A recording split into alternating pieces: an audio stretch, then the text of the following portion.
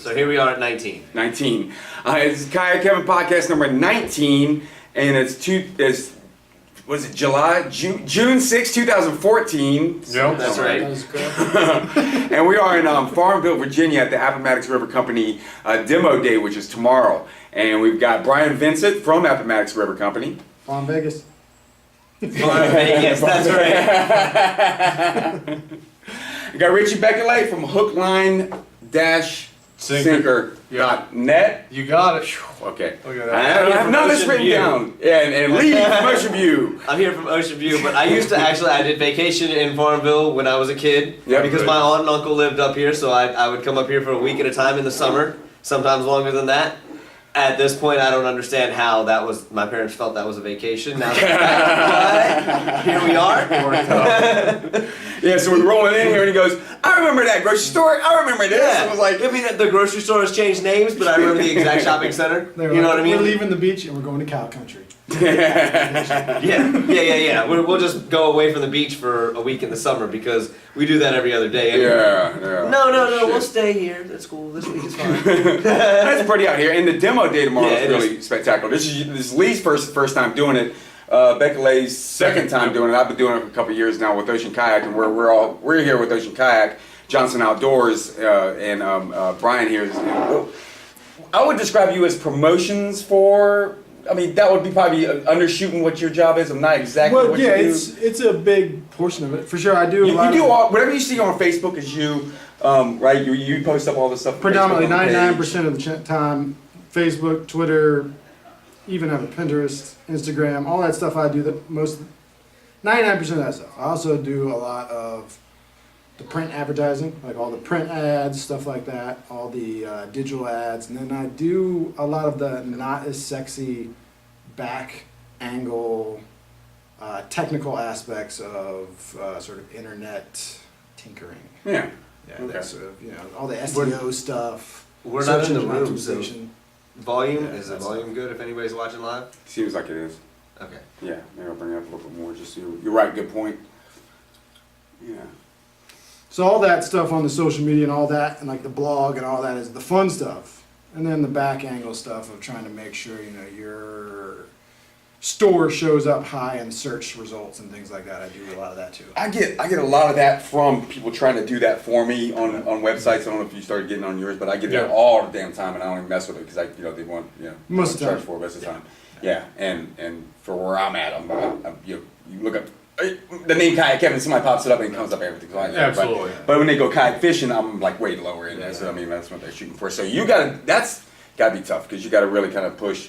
And you guys, Appomattox, I work for Appomattox also. I work for Appomattox River Company in Hampton. I work there Thursday through Saturday. So I should say we have an online store that sells that moves a lot of kayaks through there. We move a lot of product through our online store for sure. We do a lot of shipping from as far away as Australia. Yeah. Oh, man. We've shipped, That's we've right. shipped canoes that took 2 months to get to Australia.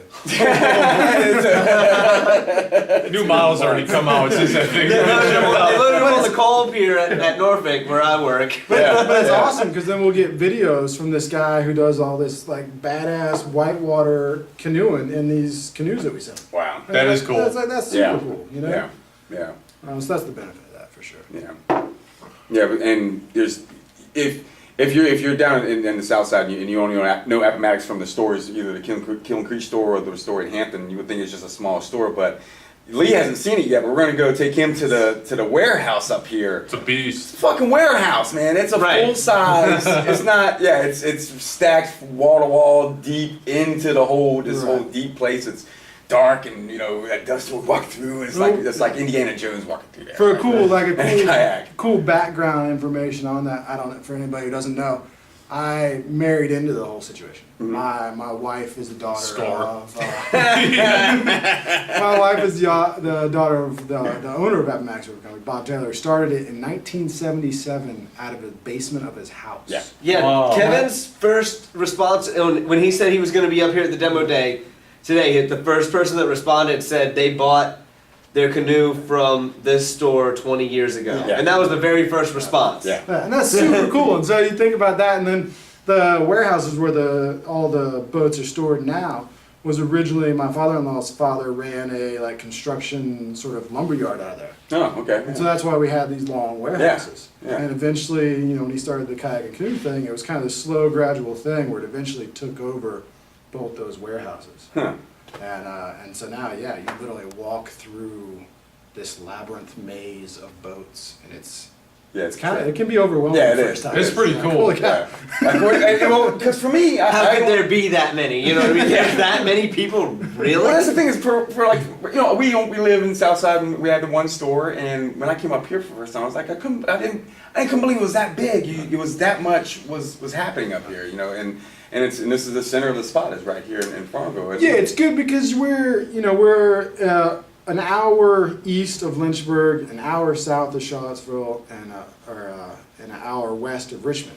And so we have this, these pools of metropolitan areas where people can come in, and it's not very often that if you were going to shop for a kayak and you weren't certain what you wanted, it's not often that you can roll into a place, see every kayak in that general genre that you're interested in every color possible, every size, and really get a feel for it. It just doesn't happen very often. And then on top of that, you have people like, us who get out there and paddle as much as we can, and those are your resources to talk about it. It's an awesome thing. Yeah. I, as a recreationist myself who got into rock climbing and hiking and stuff like that and went to 1,000 different outdoor stores and experienced 1,000 different customer service experiences, I think it's very important for people to be able to walk in, get a very welcome experience, and have expert advice.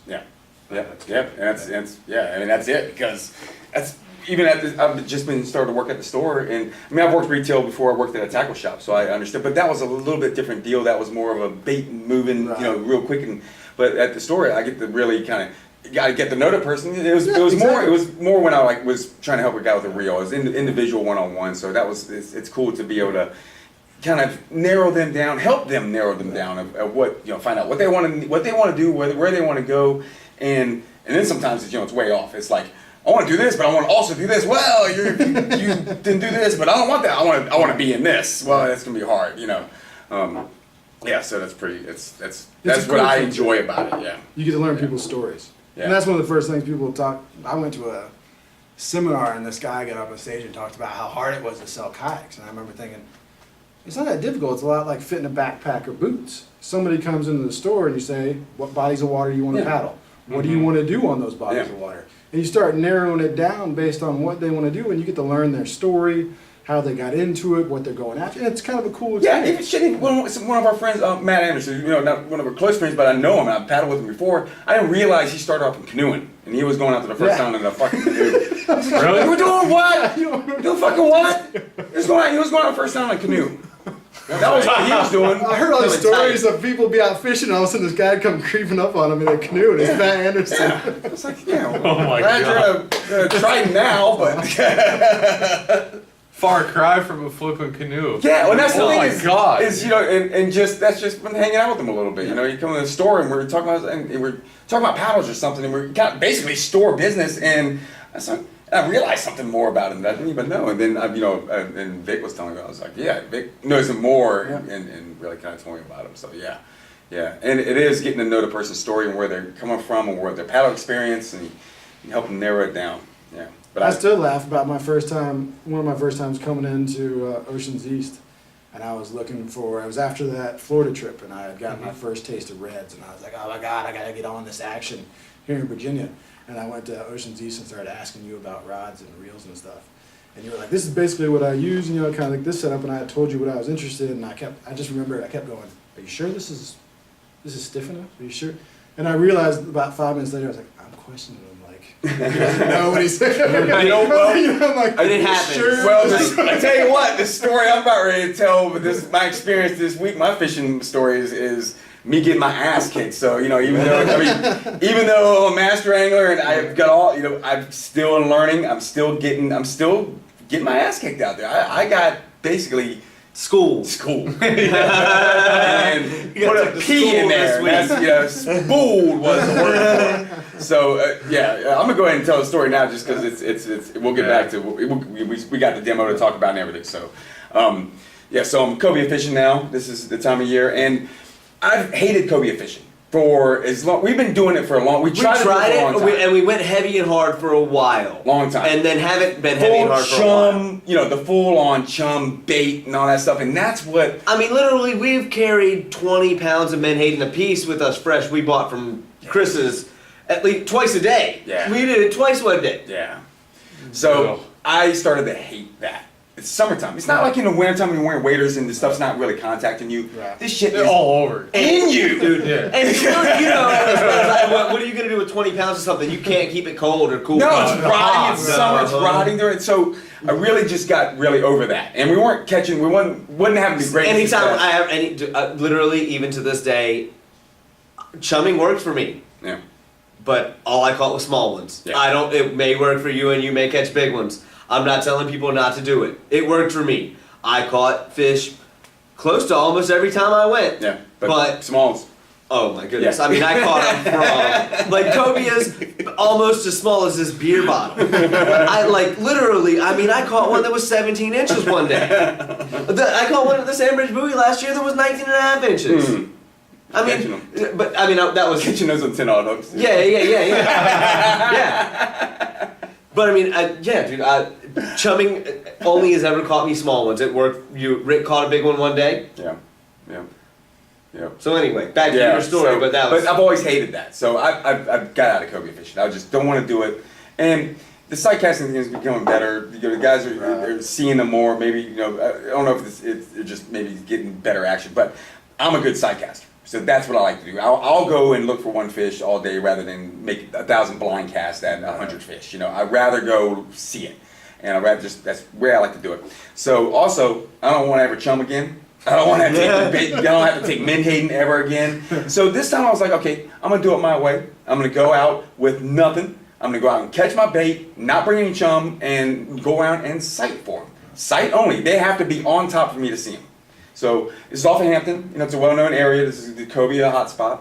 And middle of the day. Don't even wake up early. Fuck waking up early. I'm going out in the middle of the day. That's right. You literally to sight cast if the sun is not over your head, you're looking at a white glare. Yeah.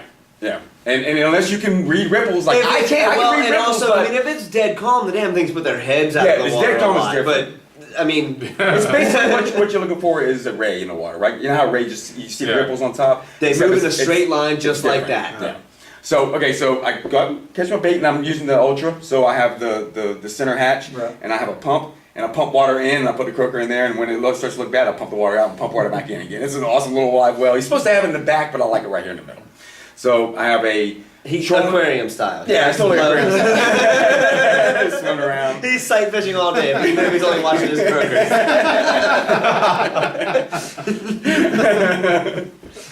So I get 8 bait. I get 8 croaker. I have 2 trolling rods. I have one free line rod that's way out with the croaker on. I have one 2-ounce rod, 2-ounce weight with the croaker on down low. Basic sharper rig. It's just J hooks, big J hooks.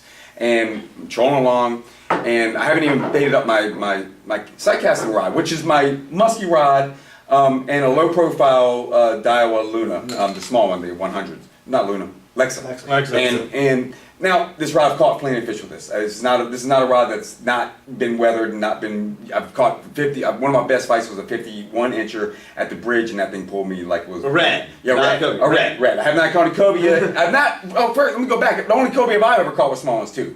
Caught 2. Sight casting both of them. When Rick had one on, sight casting the one was right next to his, and then I caught one in Florida on my Florida tour.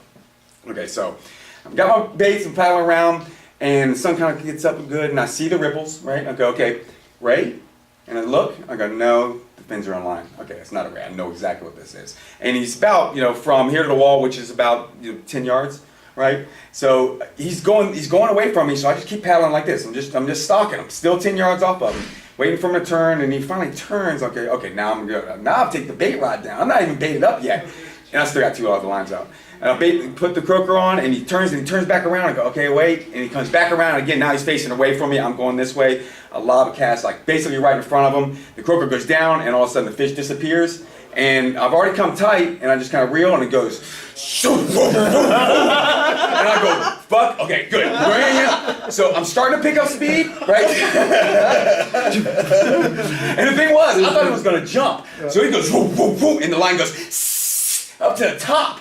And it goes right back down again. I'm like, oh shit, he's coming up. I'm gonna see this thing, and it goes back down. Okay. So I even tighten the drag down further, right? So I'm tightening down further. I'm getting my pole going. It's still pulling drag, but it's in pulses. It's not going like a dolphin that I hooked one time. It's pulsating. Even stops, and I'm able, reel back down. But at the same time, I'm trying to reel my lines up. Just trying to tighten them up in case this thing cuts back. Don't know how to fight, red's cut back. So I'm doing this. I'm on this, and I'm almost up, and it goes pow. And I look down, and there's backing. And I don't remember putting backing on this reel. I thought I had 65-pound braid all the way to the bottom of the reel. So I thought I had at least 60 to 70 yards of line on. I had maybe 40. Yeah. So if you find this cobia, he's got 40 pounds, 40 yards of 65-pound bright yellow braid with a big cannot owner right on the side of his face. I stuck hard. Yeah. So that's when I got schooled, because it was just like, wow, I didn't know I had more line on this. This was a different class of fish than I've hooked before. This has jumped another 20 pounds of fish. I've caught. We've hooked big sharks, and is that like that? And I've hooked big, at least 60-pound reds. I've hooked 60 to 80-pound black drum. Wasn't this? This was a freight train, but it was a whole different deal. It was a whole different energy when I hooked into them. It was like, it was like hook, and it just went, ah! It didn't like bend, it went, yeah, shoo, shoo, shoo, and I was trying to catch up to it. It's amazing. So I was outclassed. I was completely outclassed. Oh, yeah. I shot a 22 at a bear. Right. That's what I did. I told him earlier, he's lucky it didn't turn around and eat him. So that's what I kind of felt like. But I was pissed. I was like, I don't remember doing this. I really thought, I'd gone over. I thought, I don't remember. I never do that. I always just go straight to it and electrical tape it down. But right when I kind of get over that, I go, fuck, now I have to do this all the time. Now I have to go at cobia all the time. Yeah, now I have to target this thing nonstop until I catch them. 1 or 2 or 3 or 4.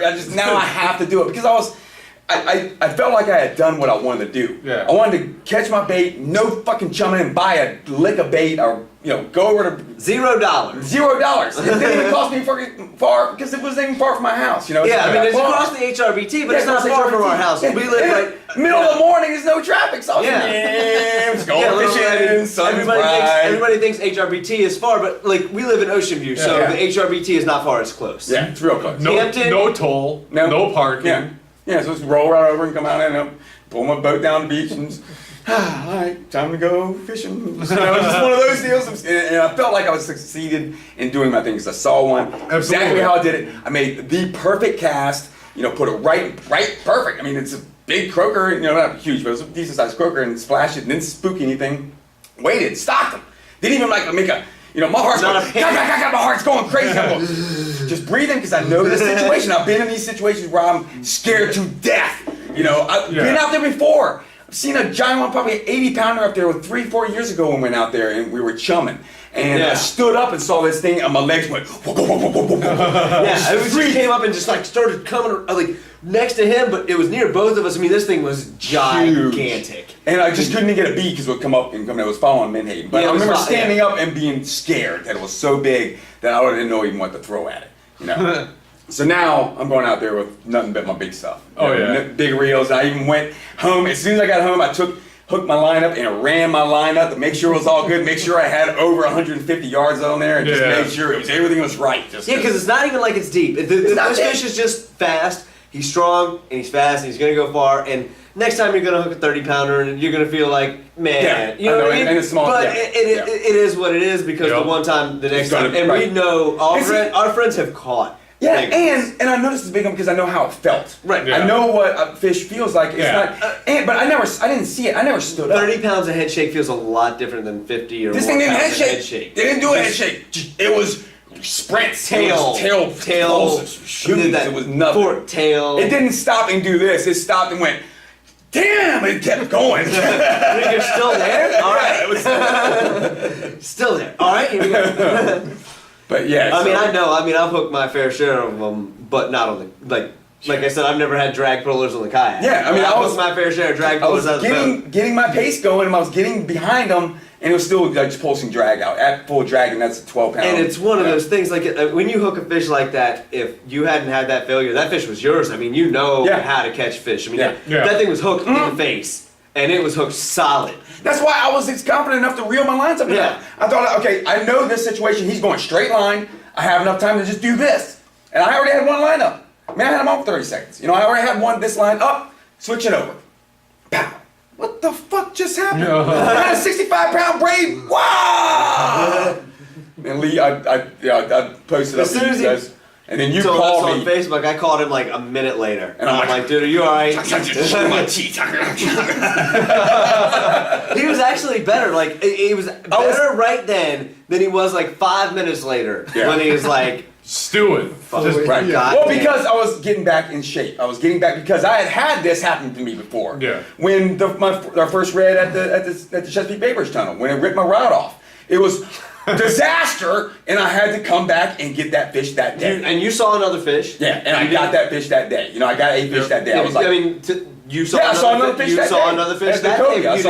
You didn't get a shot, but you saw another fish. So I was like, okay. You know, after I got mad, got all it was okay. I'm still out here. It's still early. I'm not going to get another shot. Fuck this rod and reel. Fuck this other one that's too light for this shit. Got two. That's all I need. Yep. So yeah, I didn't even post about that. I was just like, like publicly, I didn't even post about it. We got one guy that's watching now, and it'll be up in a couple of days. So yeah.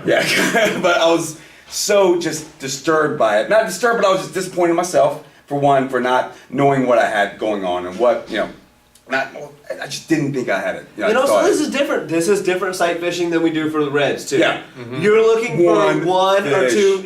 A lot of times there's 2, 3, 4 at a time. But you're not looking for schools. It's not. And there's no evidence of like boils, and there's action.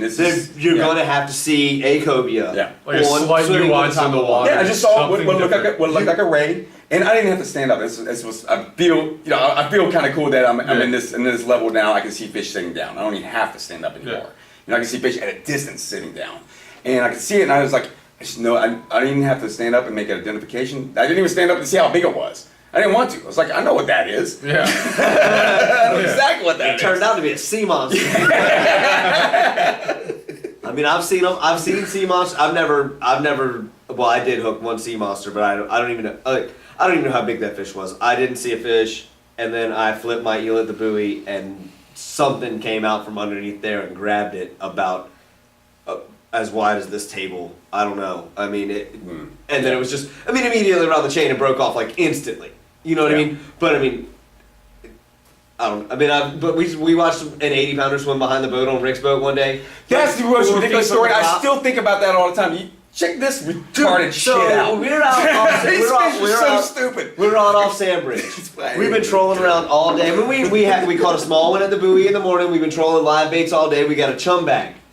So, like Florida style. You know what I mean? Except this is before we had the kite, or it was too calm to put the kite out. I can't remember. Yeah. But we're just trolling around like Florida style. We got 3 or 4, I think it was 4 live baits. I think we ran 2 out and 2 like 15 feet from the back of the boat. I mean, real close. And I'm staring basically, it's kind of how I did my bait. I might keep my right close because he's going to come and look at me. Then I want him to see if it, basically. Yeah. So we're rolling along, and I'm looking out the back at the baits, and I'm like, oh, and I stand up, and I'm looking, and there's like a 60-pound cobia, and it just swims up right to the left side close bait, the flat line on the left side. Swims up, puts his nose up near it, never opens its mouth. About that time, Mike's like, look at the motor. We look down, and next, like right behind, look, literally 6-8 inches behind the prop, there's like an 85-pound cobia just like staring at the prop as we're going 1.2 to 1.8 knots, you know what I mean? Just trolling these baits. This thing is just swimming. The other one, instead of eating the bait, saw that one and just swam up and swam right next to it. These fish are so close to the motor, we can't even present baits to them. We tried. That's all they wanted to look at, and then all of a sudden they just swam under the boat and away. I mean, it was two of the biggest. Yeah, we didn't have a big gaff on the boat. The only gaff we had on the boat was a small. I mean, it's a 20-foot. You're going 20-foot. If we'd had a rope, if we'd had a gaff on a 6-foot, a 6 foot 4-inch gaff, I'd had an 80-pound cobia like right next to the prop. I mean, it was. It would have been done. She was just dumbfounded by the prop. Just, it was the most ridiculous thing I've ever seen. And see, that's what's weird about it, because what I've seen whenever they fight like sharks, which is unpredictable. Reds, you know what they're going to do. Yeah, they are unpredictable. Yeah, and I'll tell this, like, here's the one secret, like, here's everybody's boat secret. The charter captain's secret. If you see a cobia, don't touch your throttle, touch your steering. You change the pitch, they move. Yeah. They move. If you change the way you go, you're perfectly fine. Yeah. You see a fish and you're coming up on it, turn as hard as you can away from it. That's fine. That's perfectly But fine. that's what Rick If you was hit doing. the throttle and slow down, see you later. Every time. That's what Rick was doing when we did the piloting thing, when we did the motherships looking for Go them. past it, circle around. Because I was surprised that he was going past it, turning in front of these things, and they weren't moving anywhere. That's right. You just I was turn like, and come how around. are we doing this shit in front of this thing? You don't scare them if you don't change the pitch of the motor. Yeah. The angle, the direction of the sound doesn't matter. If you change the pitch of the motor, they dive instantly. That's good to know. Every time. We did. I mean, that's literally how these guys catch all these cobias. That's good. Yeah. Out of their towers, out of their boats without towers, everything. Yeah. Turn away from them. Don't touch the throttle. Leave the throttle alone. Mm-hmm. If you're seeing them, you're going slow enough. I mean, and that's different than like pulling it up to full throttle and seeing one instantly. I mean, that's happened before. Yeah. You throw the cast before. I mean, when you do that, you've thrown the cast before the fish hears the throttle change anyway. Yeah. You know what I mean? But if you're just cruising along, turn away. Always turn away. Never, ever touch the throttle. Every fish is gone. So when you're in a Hobie, Well, that's also the thing, if you're paddling along and all of a sudden you see one, your first thought is to put your stuff down and take a cast. But I mean, in a kayak, do you want to keep your pace? Hope he sees that little trolling, or because we've done it before. We've stopped and looked, and you look at them and then you see your eyeballs and go, whoa! Right. Right. And I guess it depends on how far away they are. Dude, Yeah. Mike was trolling one day. It was not long after that day. Mike and I were trolling on our kayaks off Sandbridge. He's got 2 live baits out behind him. The day was kind of done. We were paddling straight in, like towards the pier. Mm-hmm. And he looks over to his right next to his paddle. And there's like, decent sized cobia just swimming right next to where he's paddle stroking. Yeah. And just following him. He's got 2 live baits out right behind him. Yeah, not even close to him. They never even he never got a bite. Yeah. The fish just swam, 50 yards with him. Yeah.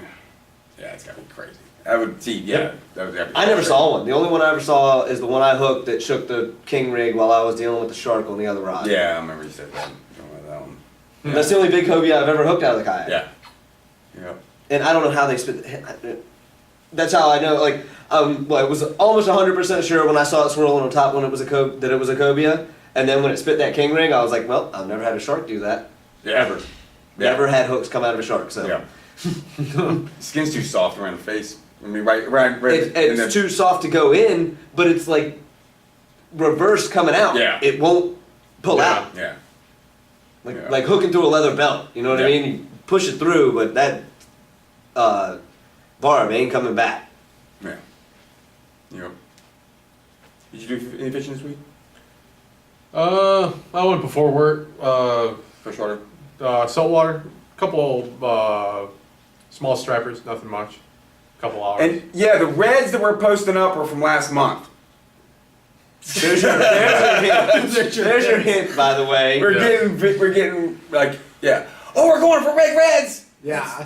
Yeah. Go. I mean, you can. I'm not. They're there. No, You cannot catch them. Yeah, but it's summertime over there. The temperature, the water conditions over there become adverse. It But becomes you guys a little were right sandy. last week. Everybody was like freaking out, and it's like That's I haven't been in the game that long, and even I knew what was going I on. texted everybody and said, "We gotta start putting your dates in your reports because I keep getting." Right. But they're looking at mine. It says second week of May, we're on And so top when of we it. started the podcast, we were like, okay, we're going to start red fishing, so we're not going to talk about red fishing. It was like a month. You know what I mean? Yeah. And we didn't talk about red Number fishing for a one. month. Yeah. That's something that's happening. We're not going to talk about red fishing. Well, Kevin's like, I went to the Eastern Shore, but we're not going to talk about red fishing. I went to the Eastern Shore, I didn't catch anything. Now we're not talking about red fishing. So Then a month of silence, and then we come back. there were, like I said, if this dude, if he happens to be watching or watches this one, the guy in the Moken? feel free Moken.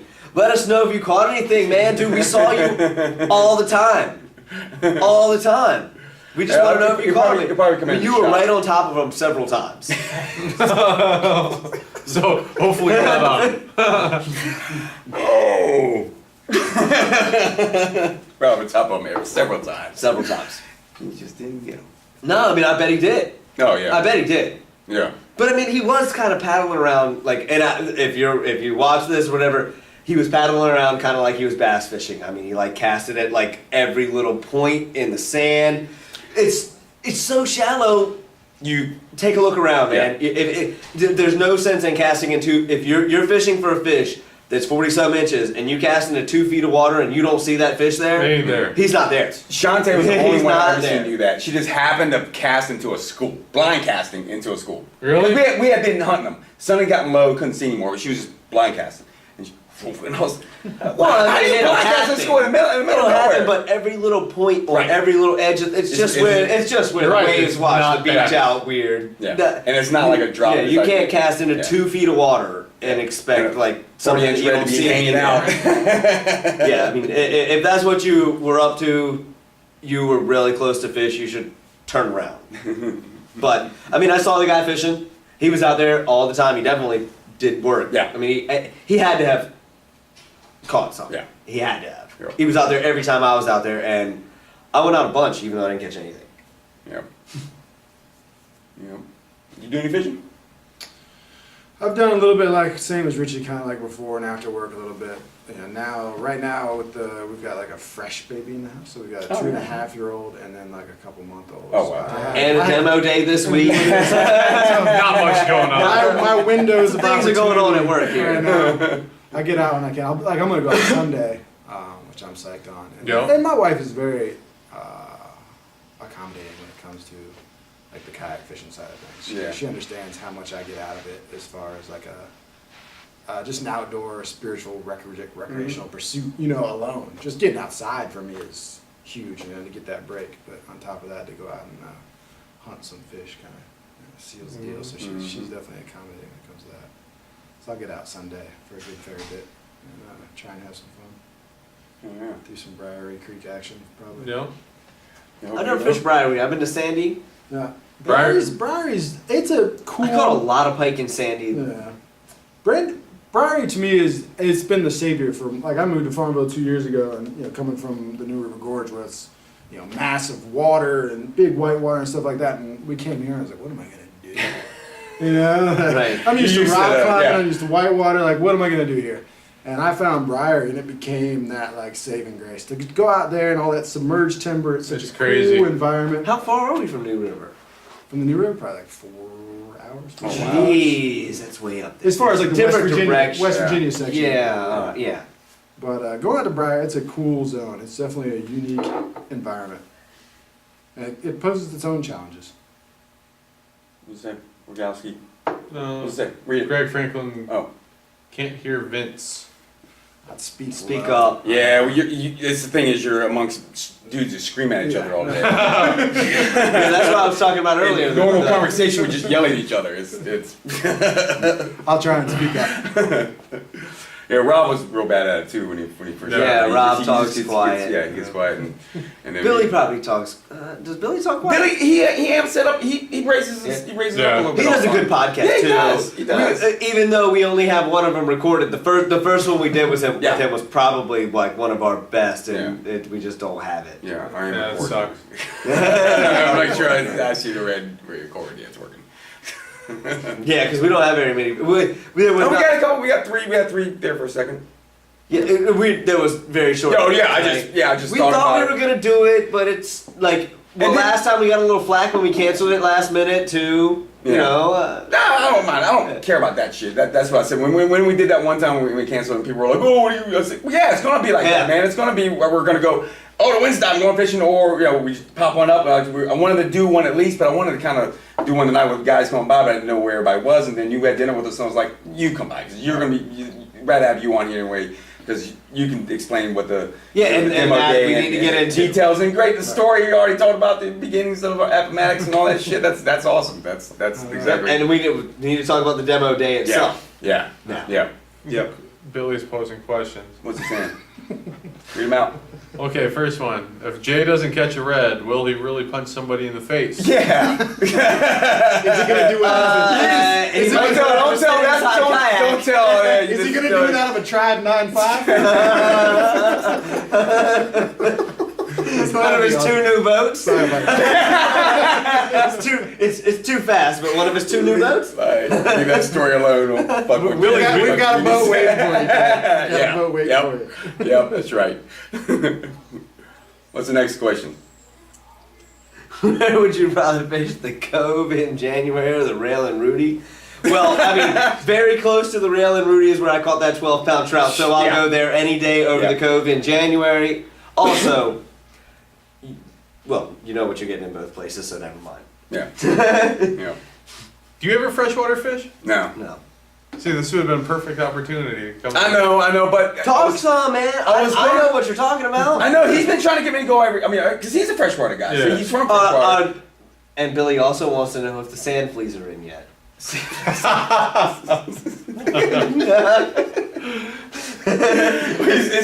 drinking again tonight? Are they running? Yes, he's at the pier. Shit. Yeah, he's double sand fleas in. Yeah, they're running. There's a sand flea. They're running. It's sand flea season.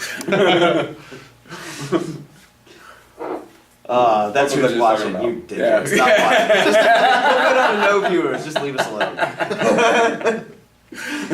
So with the demo, do you know how many people came in roughly last year, or ton? I don't. I mean, I know it's in the hundreds. I know it's multiple hundreds for sure, if not 1,000 or more than that. He's bald every time he says Yeah.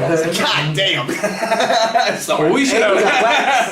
It looks like he got waxed. Yeah, no, it's like, yeah. It should be another busy weekend just because this weather is going to be Yeah, it's absolutely gonna be amazing. dynamite. 84 and sunny. It'll This somebody posted up the link and somebody was like, The weather looks crap. And it was like, I was like, Sounds like, sorry. sunny and 80. Horrible. I'm seeing sunny and 80.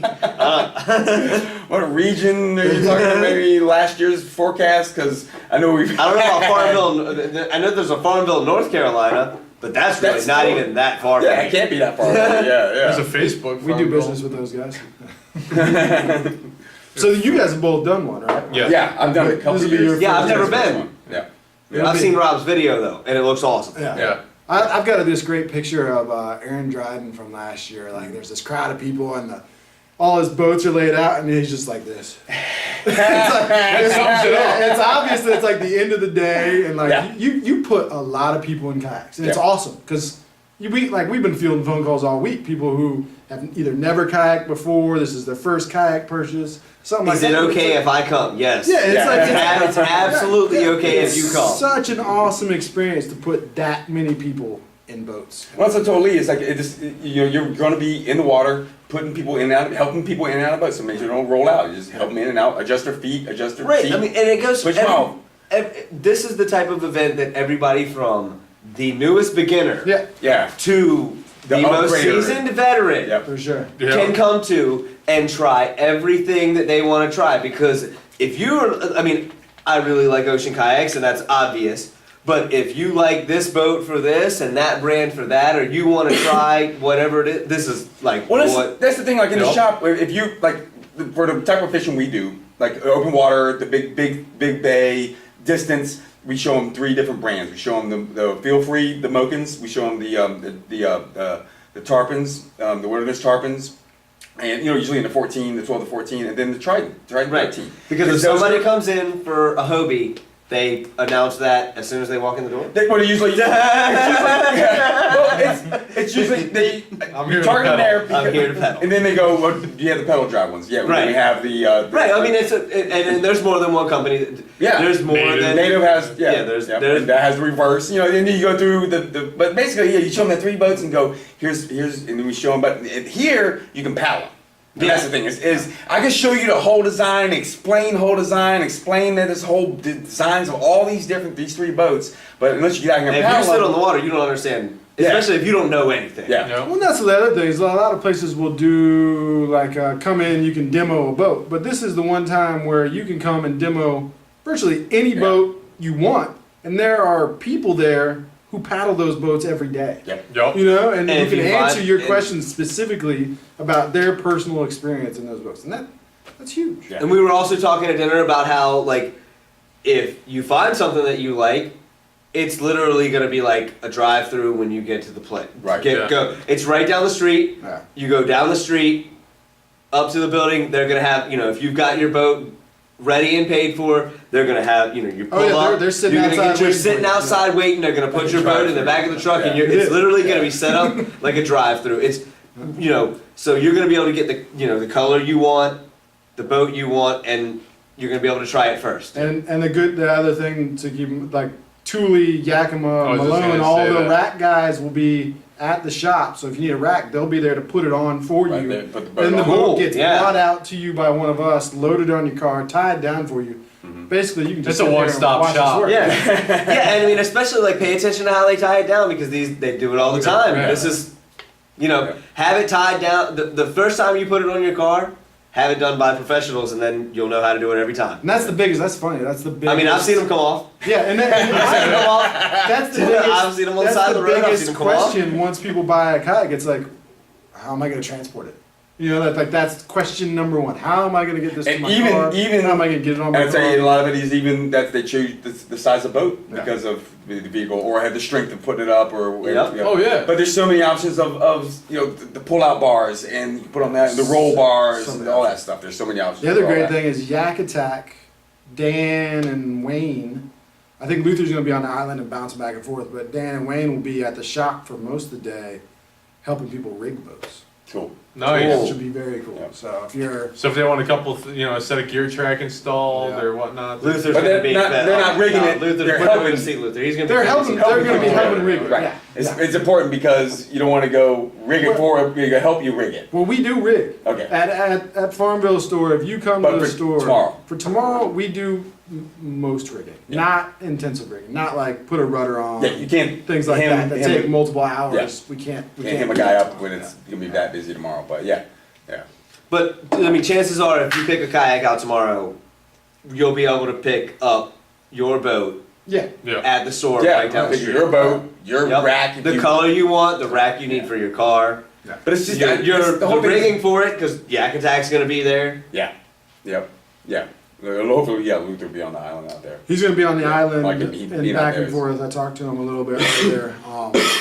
We've really beefed up. I'm sure you've seen it down in Hampton. We're starting to really beef up that Yak Yeah. Attack selection. Yep. Yeah. And get it rolling. I just think it's awesome. I mean, it's Yep. such a cool thing. Especially, we got a great Central Virginia thing working between Yep. us, Yak Attack, Power Team Lures. It's this cool little, sort of environment with all of us kind of working together and trying to do cool stuff together. It's been really neat.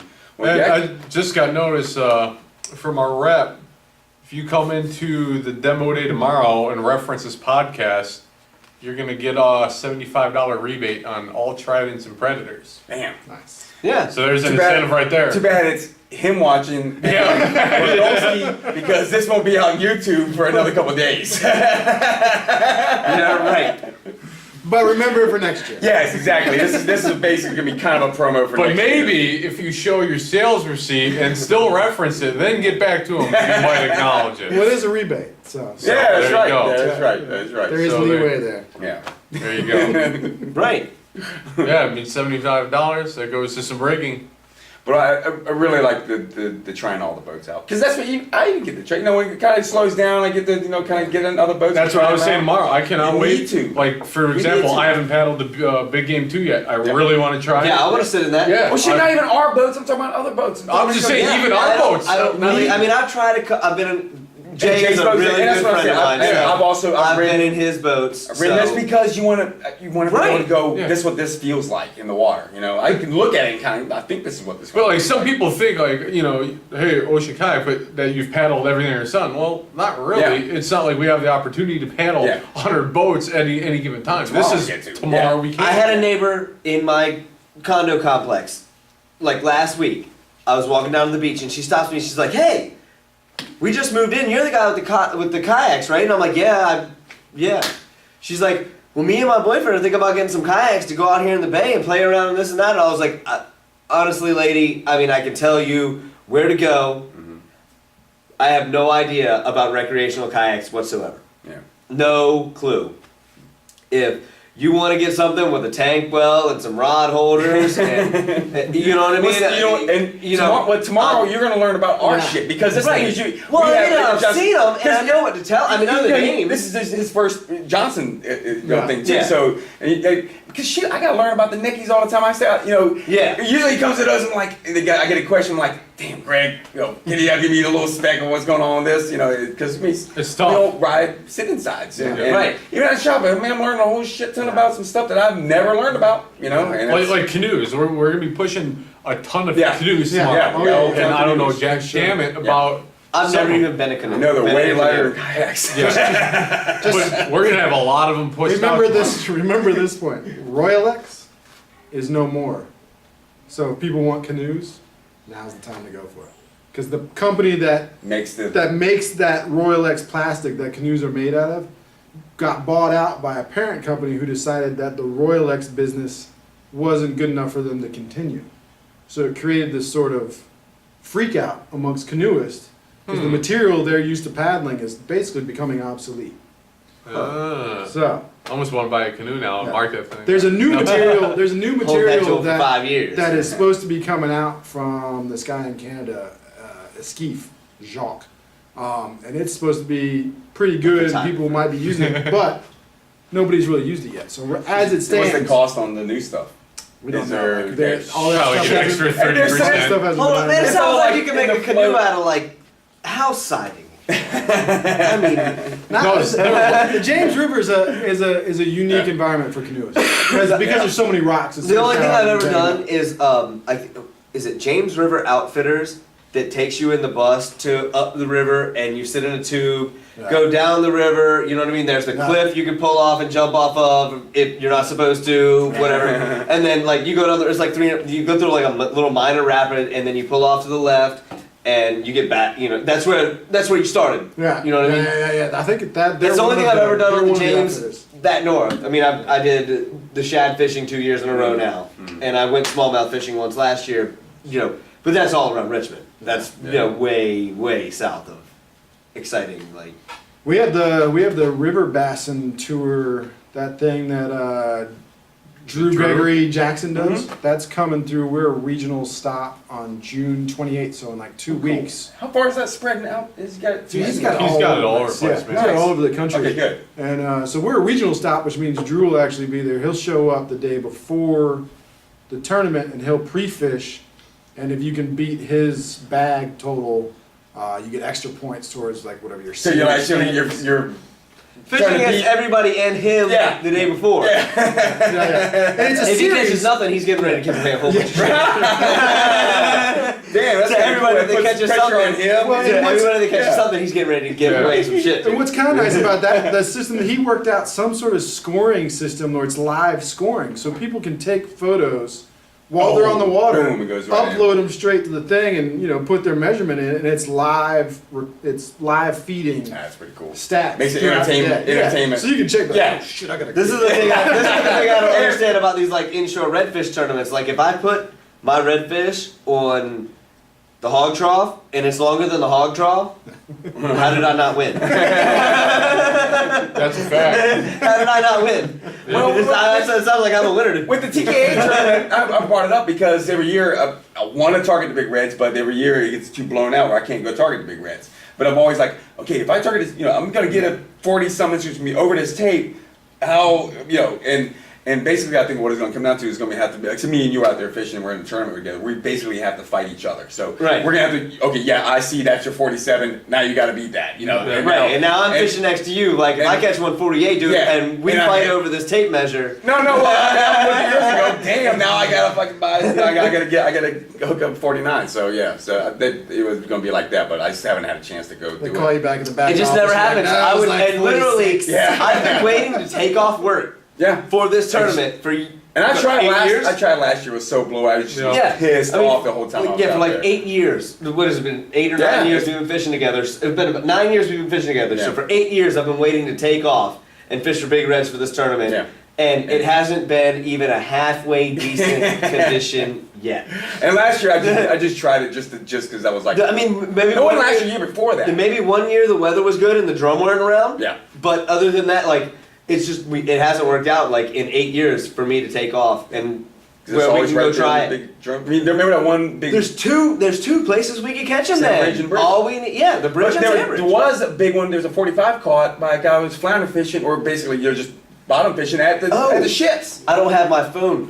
When we Yeah. walked out of the pier last night, we left the pier probably at 9:25. I looked at my Facebook page like 20 minutes later.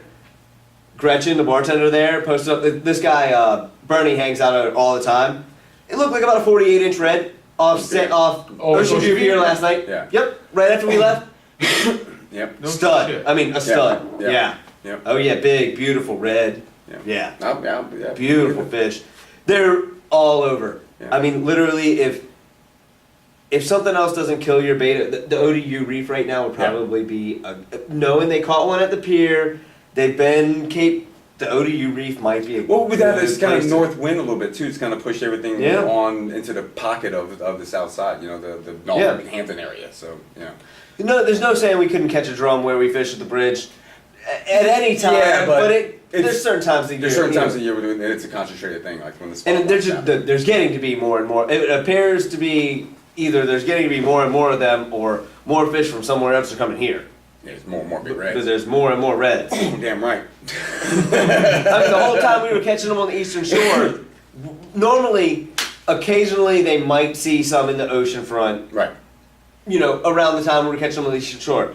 The whole time we were catching them, Yeah, they were they're catching them separate- off the ocean front of Virginia They're Beach separate in scourge. There's separate groups Like of them. There's literal- not like one. It's not like Yeah, it's one like, school of reds literally, coming these in. guys are going out off the ocean front still, right now. Yeah. And the fish are still on the eastern shore. They're catching them by herds in the boat at night. Yeah. But they're going off, Yeah. around the Cape, Yeah. and off And the down thing is south about- of Sandbridge. And there's just drum on top by the thousands. Well, the kayakers want to go to the eastern shore and catch them. Yeah, you can catch them, but you have to go into the drop-offs, which the currents of 3 knots. Yeah, you're out there in and 3 you knots got of to anchor current. off in that shit and bottom fish. Well, that's the thing. You guys were talking about it, and it's funny. It's obvious people maybe folks give you a hard time about being secretive and stuff, but it's like Nah, they don't. They're fishermen. I mean, really, they can't. They right. can't. People do. If they do, they don't For get me, it. like, And I don't pay attention to that. I'm fairly new, but even I bought your DVDs. I read the reports. Yeah, there's a lot in and that. I'm a freshwater guy predominantly, but even I knew what was happening and pretty much where it was. Like I got a text from Bob who was like, "I'm going to go out with the guys maybe and do this and this." He's like, "But I can't. They're being secretive about where it is." And I was like, "I can tell you right where it is." You just go paddle. I Just figured go. it out. Yeah. Like all you gotta do is do a little research. You Yeah. can figure it out, Yeah. and then it's up to you whether or not you're dedicated enough to get out there and go after it. You summed it up right Yeah. there. Because sometimes you just paddle around all day long, and you may run into them. You can go, paddle around the shoals and look for them, or set up your anchors and wait for them. Right. See, I've just gotten to the point where I'm just sick of sitting and anchoring and Yeah. putting baits out. I don't like doing that anymore. I'd It's rather more fun. move or rather troll or lead troll. I hate trolling, but I'd rather do that than Right. because I'm paddling. But you can still troll Yeah. and you can still troll and sight fish. I mean, Yeah, exactly. I mean, you Exactly. normally always have a bait in the water, Yep. something. Yep. Even if the damn thing's 15 feet behind you, You got a paddle bait or a paddle tail, swim bait behind you. You're good. That's the thing is, that's why that when on Kobe fishing, I knew I was just gonna go for a paddle that day. I knew if anything, I was gonna go paddle, and I love my ultra, and I wanted to go paddle. I haven't paddled it since winter. I was like, exactly. I was kind of excited I was gonna paddle this boat again. I haven't paddled since the winter, so I was like, I get to paddle this.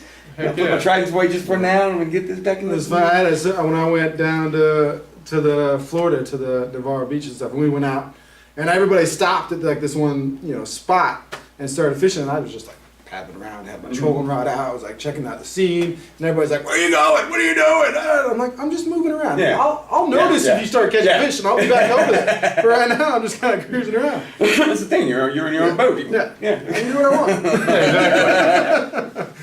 Exactly. But it was awesome seeing all those reports kind of come out stacked up. And I've been slacking. They've been, my goal was to put one out every day, right? To put, I have 4 reports of 4 weeks, and I was gonna put one out every day. I've been slacking my ass off because I've been going fishing, talking to another it's hard, girl, man. and talking It's to a new time. girl, and It is time. Takes time, man. It is crazy. Yeah. Well, because I don't like writing too. I have a hard time going.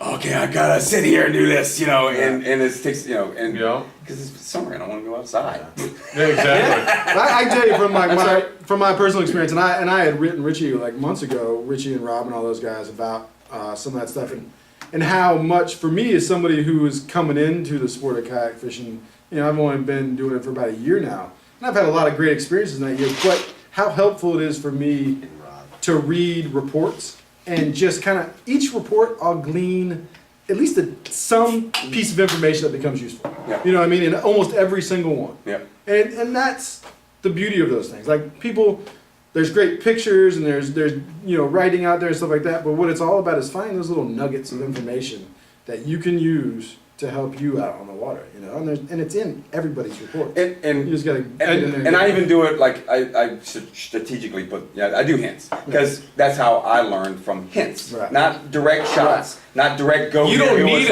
Like, look for this, and that's what I've. And then the DVD especially because you pay for it, so that's got the actual good stuff on. But it's also hints. Our first sight fishing for the big red drum was in the dark. In the dark. And it took us 3 years to get to that. It took us 3 years to understand that is that, maybe? Yeah. Throw a bait. Fuck, that is that! And it changed everything. The first time, it was me. We were paddling in and we saw the boils, just the mud piles and swirls. And we've been told, look for that. Look for that. So we get in, I'm like, what the fuck? And the guy, I said, that's raised. He said, no, not all the time. Oh. So then I started to watch rays. It's a different boil. Right. It's a different boil. So then we're paddling in, and it happened like twice, and I was like, man, fuck it. Next time I'm throwing at it. So I pulled a whole crab on the hook. I pulled it down, took the weight off. Because I had like a 6-ounce sinker. We're in like 3 feet of water too. There's only 3 feet of water. It's getting dark. It's dark. You know what I mean? Some friends of ours have already paddled through here. They're gone. You know what I mean? They're almost at the ramp. Yeah. But we're slow and lazy. Yeah. And we just hang out on the way in. I mean, the way we fish the place, the shoals, we were fishing the incoming tide. So we had the a last current of the with us. incoming Yeah. current with us. Nice, easy. Getting dark. And, everything. Yeah. So So we're kind of watching out because we run over sharks sometimes. yeah. Big sharks and stuff. So we see these boils twice, and the third time I'm like, or after the second time I'm like, dude, the next time I'm just throwing at it. So this boil happened, and I just pitched, and as soon as the crab hit the water, it went plink, and I was like, dude, he's got it. And Kevin's like, no way. And I put the reel in gear and was like, yes way. And at that point we knew. I mean, immediately, as soon as if you throw it in the water and it gets eaten like that, it wasn't. I didn't snag a ray. Right, because you see I a didn't ray snag a ray. and watching On a circle. watching a ray where he's trolling. A ray goes, pew. Yeah. A ray goes, bow. A ray goes, back, bow. It's a hit and a strike. A ray goes, his bow is over. So when you kind of snag into it or one runs into it. But yeah, he hit that. He lands it, and the pictures from it is basically like your first red. Mm-hmm. It's like. It's like that. It's amazing. Because this was like now 3 feet of water in like really close. And now we just changed our game too because we've been chasing these things in the shoals for years. That's all we did. And been hunting these things for 3 years. One tide. One tide if the weather was right. Yeah. We would literally go over to the eastern shore to fish one tide if the weather was right. So finally, And any day we could. Years and years of finally getting it. So that's why there's the hints are there. They are, and, for sure. And especially like the years of reports, in time frames. But it was And not funny. to say like to tell people like to go to the shows, that is still an amazing fight and it's a lot of fun. And you should do it. And if you haven't done it, you should do it. Also, if you don't want to paddle around, go there and set the baits. If you want to set a bait We spot, paddle 20 miles a day. Yeah. Yep. Yeah. We paddle 20 miles a day. Out there looking, sighting for them. It's 20 miles a day. I've said that to people, and I was like, "Oh, we paddle at least a dozen miles." Or, "Oh, there's not a chance in hell." A dozen miles. It's more than that. Really? Yeah, it's way more. Yeah, it's more than that. Yeah. Yeah. Especially when we start zigzagging when we're like looking. When you're looking, Yeah. You're not- covered you're 20, moving. 30 miles a day. Yeah. Not to mention There's when you're lots like of current, fighting too. the current. Well, you Try to cover work more. that shit, You yeah. cover more miles the day the current's with you all the time Yeah. too. You Yep. cover, Plan out your days. Okay, I'm going. Work it out here, and we'll come back in here, and you want to be here. and where we fish, I mean, at one point you get to the current and it's going the other way, so you can take the current like a long ways, and then turn around and take the current the same really long way back. Yep. So it's not. As long as you time it out. Yeah. When I was camping, I had to get back to the campsite, which was against the wind and current for like 3 days in a row. That's horrible. At the end of the day, Hard, man. at the end of the day, after fighting, I was just like, and finally, I like the last like half mile, I just pulled my baits and quit trolling because it was dragging my ass. It was like that was the resistance, and I caught a 47 doing that, but I was like, it was hurting after once the wind started picking up. So it was all a fight over there. Like you were saying, as far as like the reports go, there's some people that they want it all spelled out. I caught it on this color at this time at this. Like you said, if you just look, if you just kind of see more than face value, it's there. Yeah. A lot of times we leave the hooks in the It's all there. as Like, far it's as funny- color wise funny you goes, use a that, lot 'cause of times there's- the baits are still hanging out of their mouths. Your pre-Yak Attack or your Yak Attack post had a picture of that citation bass. Remember from pre-fishing, Yeah. and I was like,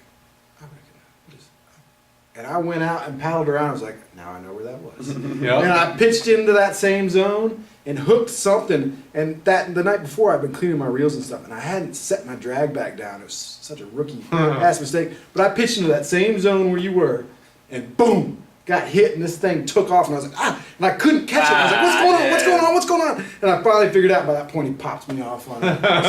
But it's that kind of thing where you can dig into those reports, and even pictures can provide clues. Oh yeah. And figure out stuff. Use that to your advantage. Try not to leave a lot. That's the thing is, you see, pictures. I compensate for guys like you Yeah. because I'm one of you. I will triangulate some shit. Yeah. So my backgrounds aren't so much real backgrounds. Right. There's shit that's Yeah. swiped and Oh, wiped. dude, I was like, literally, one of my buddies texted me the other day, and he's like, "Man, I'm leaving out of Rudy." The night I was going drum fishing with Rick on the Eastern Shore, and to anchor off in the boat. My buddy's like, "Man, I'm leaving Rudy," and I was like, "Dude, I just looked at my Facebook a couple seconds ago, and one of my buddies just posted pictures of him today catching drum like up around the Cape, within a mile of the beach. It looks like." If you're coming this way, like going towards the Eastern Shore or whatever, you should run up the beach to the Cape and just take a look around for a little while. I mean, the pictures were just spelled out. I mean, I don't know. I haven't talked to him since. I don't know if he ran up there and found drum or whatever. But I was like, man, I just saw this. Yeah. You know what I mean? Like they're lacing them, like whacking them in a school on top up there. If you're looking to sight fish, go up that way and look and see what you find. Apparently, there's some good water up there. Yeah. But even the words are helpful. Like The words are where one of my most memorable experiences when I first started. I was paddling this Jackson Coosa. I was in the Bogue Sound in North Carolina, paddling this little 11-foot whitewater style river boat. God awful decision in the wind by myself at like 6, 7 in the morning. I'd gone out off my father-in-law's condo out there and was fishing around. I'd never been in the saltwater fishing before, and had just read a bunch of reports about targeting, trout and stuff like that. And I was like, all right, I'm gonna go out and like try and do this. Yeah. Having never been saltwater fishing, nothing like that. And got out there and paddled around and covered lots of ground for the whole morning. I was out there for about 6 hours. And finally, through little tidbits I had picked up along the way, found a section that I knew would be fishing. Yeah. and ended up hitting and getting like a 20+ inch trout that measured off the board I had bought earlier that morning. Right, good day. Yeah, the guy at Chasing Tails down there was like, you should buy a bigger board. And I was like, I won't catch it. And sure enough, I catch this trout that measures off the board and I'm like, ah! But it was still one of those great moments where I had picked up little tidbits of information that were local to me, but ended up being useful somewhere else. It's relative. And then I was able to especially apply. backwater fishing for trout and reds and stuff. I mean, It's all that's- relative. That is, yeah. It's pretty much the same thing everywhere. I mean, the different baits of different fish, or forage fish, or whatever there. But for the most part, those fish are the same. You know. Yeah. Yeah. Like when Mark was talking about, was Mark on the podcast talking about some early in the season? The fish are in big schools, and when you find them, you make casts into the same spot, and you catch fish after fish after fish. Then they break and now they're breaking up, and they're smaller pods. You might cast in the same spot and catch two. You might catch one here, and then you move around to the same type of exact spot. But like you said, you started out and you paid attention to reports. You didn't paddle out of this creek and cast at every laid down tree into the bank because you ain't bass fishing, man, and you're really not gonna get around that. I mean, do all you want. All these laid down trees and the salt water and all that, all these back in the backwaters, you can cast around them all you want. I ain't never seen a single thing except mullets swimming around that. I was looking for little drops in the sand. Yeah, you want bottom changes. They like docks, but there's got to be good water. Yeah. You know what I mean? Yeah, It's not stale water but somewhere. Trees laid down in 2.5, 3 feet of water, not gonna cut it. You're not gonna catch redfish around that. At least not around here. Not around here. Yeah, it's like my wife asked me what I wanted for Father's Day coming up, and I told her I wanted to go back to the beach in North Carolina and get at least one full day where I could just go out for like 12 hours and be out. Where at in North Carolina? It's in Emerald Isle, like Beaufort, Bogue Sound area. Yeah. Man, there's a lot of good fishermen down Yeah, there. it is. There's good fishing down there too. There's good fishing. There's a lot of good fishermen down there. Yeah. It's a cool place. I like it because it's not as hectic as, like Nag's Head and stuff like that. Then you go a little further south and you're in Wilmington, and Right. it's hectic again. Yeah. They have cool beaches down there. It's just, they're intercoastal through there, and the little barrier islands. It's not far out, so you can really hang out in those. You can camp on those islands. It's legal. Yeah. Well, we got 3 viewers now. Yeah, I mean, we've been on. It seems like we've been on over an hour. Yeah, been on over an hour. Yeah. Yeah. So basically, Any more about the day tomorrow? the day? Well, yeah. Let's finish up with Yeah. Yeah, we should. Anything we got about tomorrow? I mean, I've never done it before. I'm excited to go. You're gonna like it because for us it's talking to everybody. It's and I enjoy talking to people. yeah. You will get every question, and the question you think you will never get asked will be asked tomorrow. That's a guarantee. here's what's interesting working at the shop lately, or maybe it's not just lately, but Yes, since this I've been thing working raises at- white marlin. It's people coming in and wanting to stand up. Wow. Just want to stand up. And it's not so much their their focus, yeah. Right. That's like they want a boat to be able to stand up. It's like, okay, standing up on here is like it's like standing up on a boat. Your muscles are. It's not relaxing. Your muscles are gonna be firing. You're gonna be like. It's all day. It's all day. When we say you can stand in The this first boat, time it you means relax, you you're in the can water. potentially stand in this boat, Yeah. but it's going to take some work. It's not you're gonna stand up and go. Right. Oh, you're a splash. That's what you're gonna have Right. to do. I mean, I can do that. I can stand up. But we're I midgets. can stretch. I've also done it 100,000 Right. times. Yeah. I mean, I've Now, stood there- up and down. There are boats that it is that, but The you're not longer gonna- boats, I don't. no, you're not going to take that out into the, not going to go out to the first island with a predator. You Right. don't want to do that. You're not Matt Anderson. But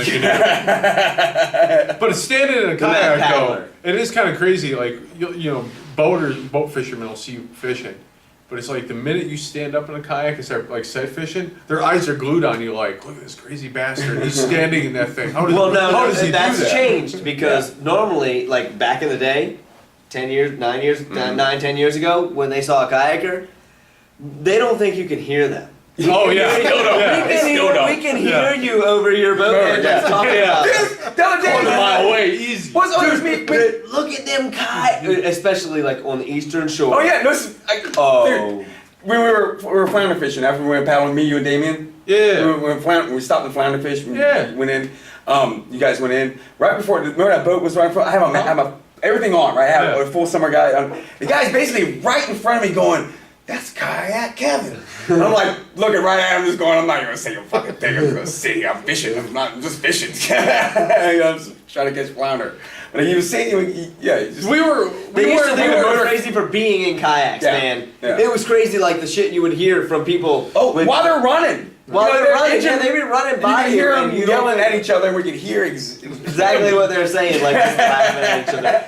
As they're like blasting past the first island, and we're anchored up on that tube, just nailing tautog, like bailing them. I mean, as fast as you can catch them. People talking shit constantly. Clueless fuckers talking shit constantly as we are just bailing fish faster than you can put a bait on the hook. I had my first experience last month out at Sandy River.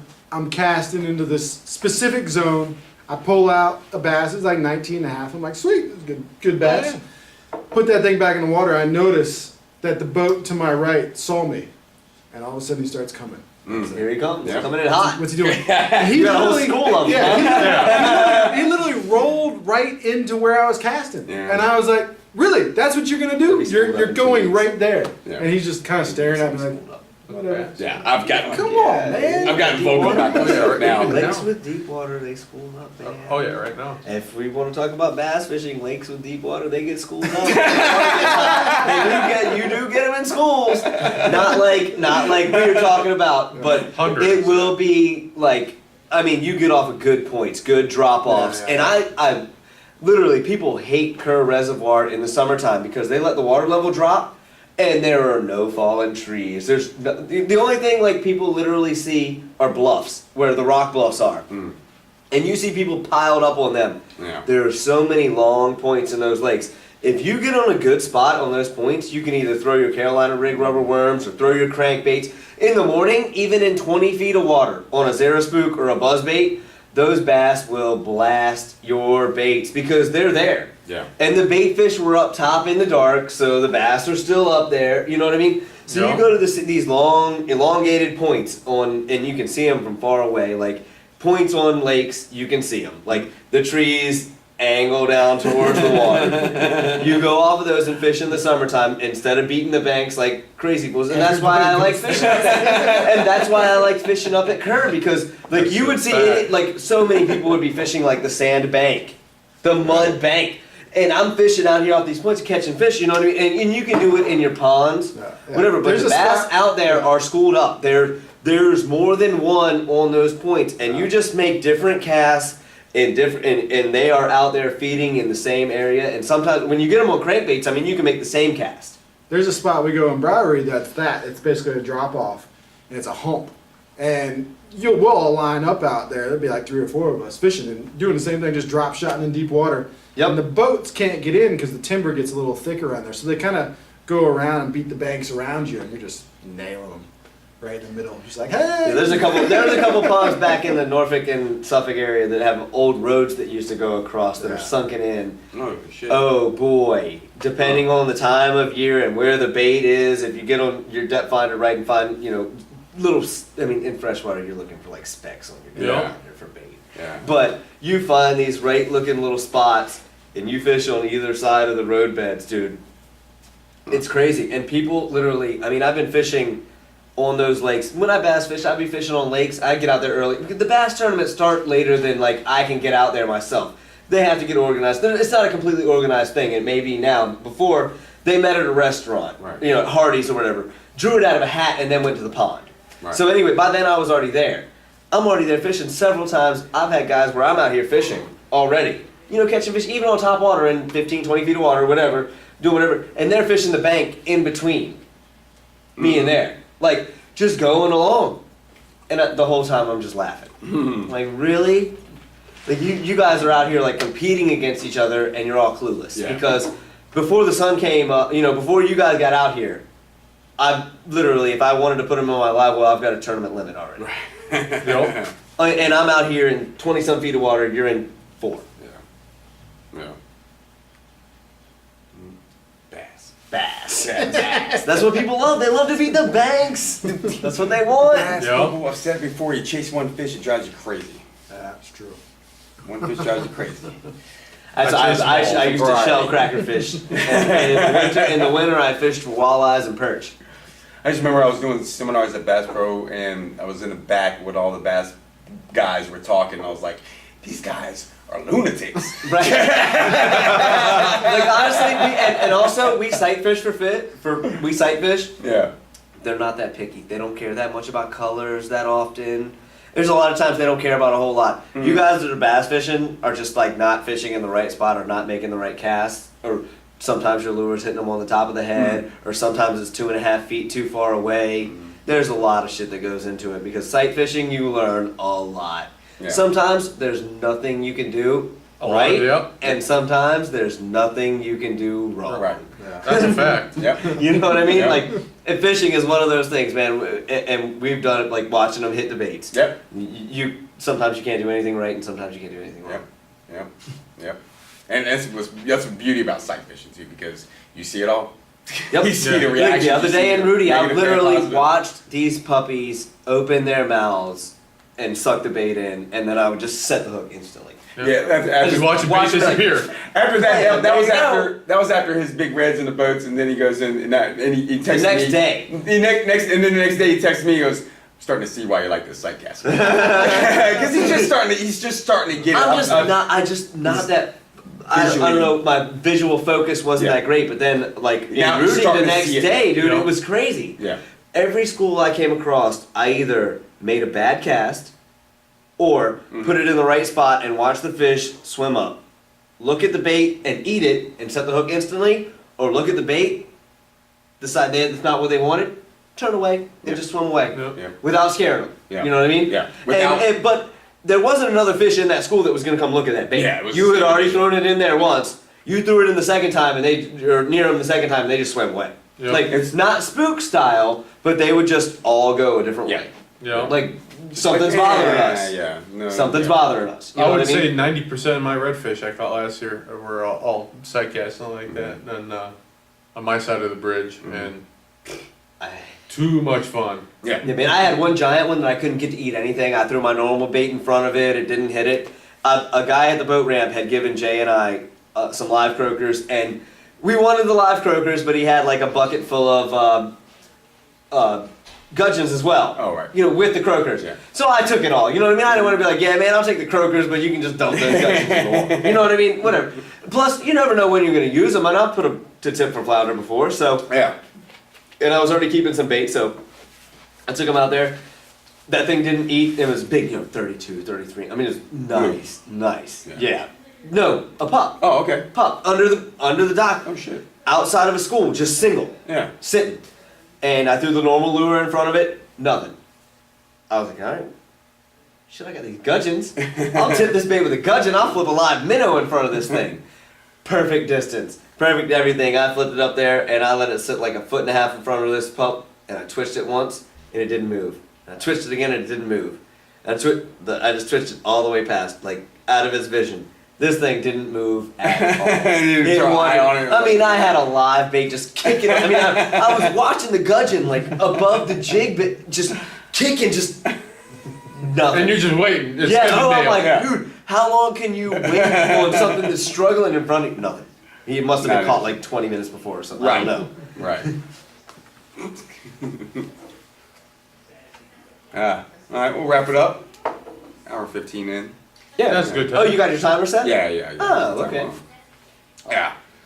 Shit, we got 23 viewers. Well, shit. Talk about the Really? a little more tomorrow. Is there really Yeah, 23 all of a people? sudden it jumped up at 23 Wow. viewers. I mean, we can do 2 parts if it comes out of that. Oh, People are really you know what? We watching. got 15 minutes. Let's go ahead and do Greg's offer again.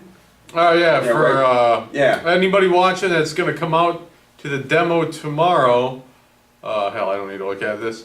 If you come out to the demo tomorrow, you want to buy yourself a Trident or a Predator, mention this podcast, and we'll knock off $75 with a rebate. So he'll acknowledge that. Mention the podcast, Trident or a Predator, $75 off. Can't beat it. Yeah. Yep. Very cool. Perfect. Yep. Perfect. Yep.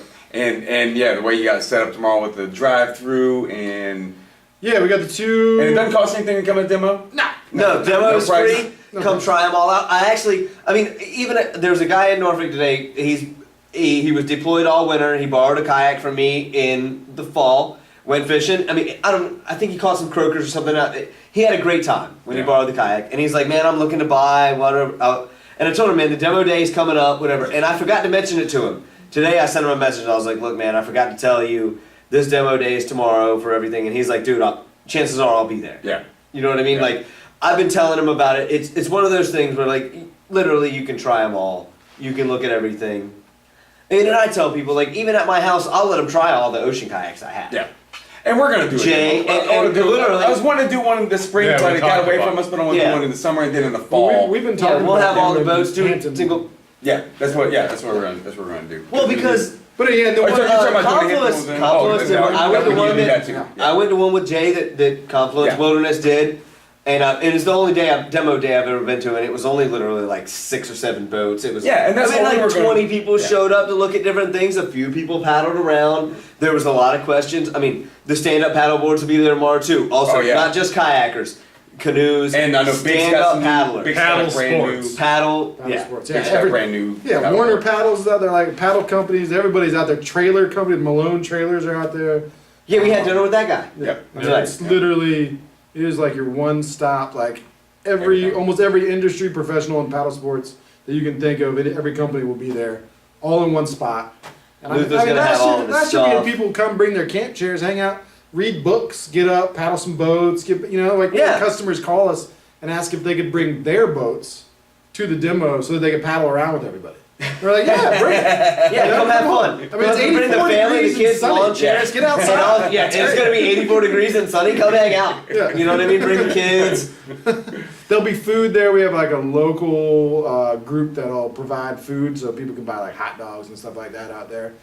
Do so it's a do cool you require atmosphere. people to wear life jackets? Yeah. Yeah. Do you require you wear a life jacket? So if you have one of your own, You can bring it. Bring it. We'll have life jackets if on not, site. then There's a then have ton. it. Yeah. You get a PFD yeah. when you come in through the front. Yeah, There's but if a you want to PFD. wear yours, you can wear But yours. if you're an avid fisherman already and Bring you your just want to shit. try new boats, Yeah. bring your life jacket. Yeah. You know what I mean? Because it really you want.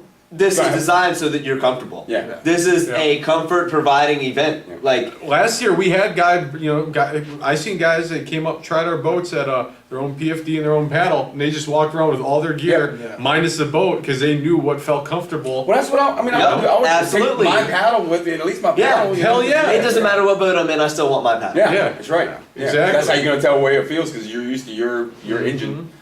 Yeah, that's a fact. That's a fact. And I'll be flying the drone around the whole Are you gonna do That's that? right. Oh, Cool. cool. Excellent, man. Yeah. We're talking Take about that at shots dinner. from the air and try and get a shot of like everybody on the water, everybody on the I'm gonna island. control the drone. No, it's gonna be a good time. It's gonna be a lot of fun. It's gonna be cool. And that's tomorrow at Wilkes Lake. Wilkes Lake in Farmville. Wilkes Lake in Farmville. 9 a.m. opening. 9 a.m. to 4 p.m. And if you go to blog.paddleva.com, there is a demo day blog up that literally if you scroll down, you'll see directions. And there's a highlighted link that says to Wilkes Lake. And if you hit that link, all you have to do is enter your address in the start block and it'll give you the directions directly to Wilkes Lake. What's that address again? Blog.paddleva.com. Cool. Technology. You know? Yeah, exactly. Yeah, technology on the way here. He's got his Siri jank, right? He's trying to get in. By the time it comes up, we've already passed the turn. I go, you just get the map out. Just get the fucking map out. And then he's trying to read that. And he's like, he's got both of them. He's trying to read the map. He goes, I don't know where we're at. Here's where we're at. And I was like, just look at the map. It's Look, there's a sign that says Wilkes Lake. yeah. Yeah, we're looking for the big sign that says Farmville. Yeah, no. Yeah, it's a cool drive for us here, and Yeah. and this is a good area. If you're anywhere around here, Virginia, North Carolina, it's really close. Basically, it's Yeah, just it's. If you listen drive. and you know, if you listen and you're in this area, which is probably really, really not going to happen because there's only 27 people watching, and you know Tom and Florence Smith that lived here probably 10 years ago. That was my aunt and uncle. They literally lived like right down the street from here. Come by and say hi. I vacationed in this town. That's how leaving Rivers is. Yeah, that's what's that. I mean, literally, we pulled by the parking lot. I'm like, I remember My old that. stomping grounds. No, I mean, All right, cool. So yeah, looks like tomorrow this is the Appomattox River Company's demo day, and yeah, and next year will be about the same time frame. Yep. Yep. If For you don't sure. make it for this one tomorrow, we'll be out back here again next year, and it's awesome every year. Oh yeah. Thanks for being on, man. Yeah. For Hell sure. yeah. It was awesome. Oh yeah. All right, guys. Thanks for watching, and we'll see you tomorrow, and we'll see you next week on the podcast. Later.